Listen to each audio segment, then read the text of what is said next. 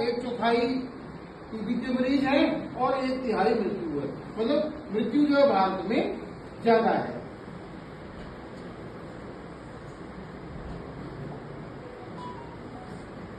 तो पहली चीज है कि टीबी का शक कैसे करें।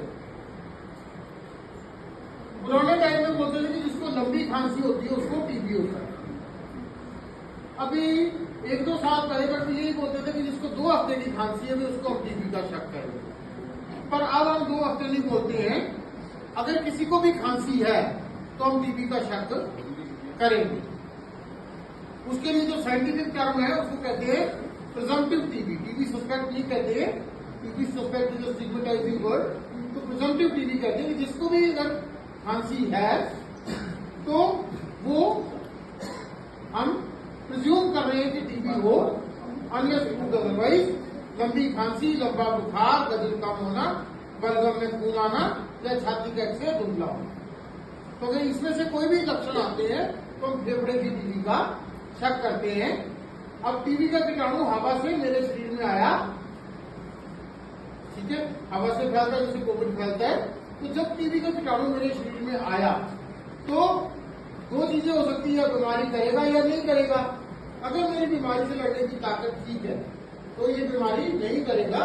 उस अवस्था को हम कहते हैं लेटेंट टीबी या टीबी इन्फेक्शन। जैसे हम यहाँ हॉल में 100 लोग बैठे होंगे, है ना, तो आपको क्या लगता है हम में से कितने लोगों में टीबी का कीटाणु होगा?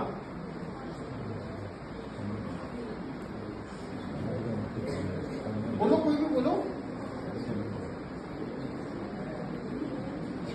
हम में से कितनों का टीबी का कीटाणु अंदर होगा? जो भारत का सर्वेक्षण बोलता है कि 1/3 लोगों में टीबी का कीटाणु होगा। आप पड़ोसी को देखोगे कि इसके अंदर है कि मेरे अंदर है। तो आप जैसे कोविड में आपने देखा होगा कि कोविड में बहुत सारे लोग एसिम्प्टोमेटिक थे, कई लोग कोविड पॉजिटिव हटे कटे पूरे परिवार की सेवा कर रहे थे और कई लोगों को ऑक्सीजन चढ़ाना पड़ रहा था। तो सारी टीम है इम्यूनिटी की।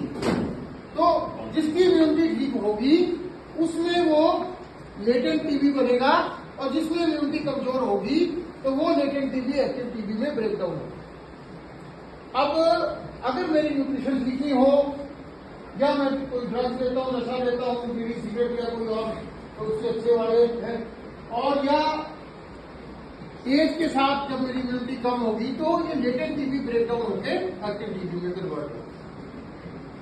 इवन डायबिटिक्स में अगर डायबिटीज का कंट्रोल ठीक नहीं होगा तो ये लेटेंट टीबी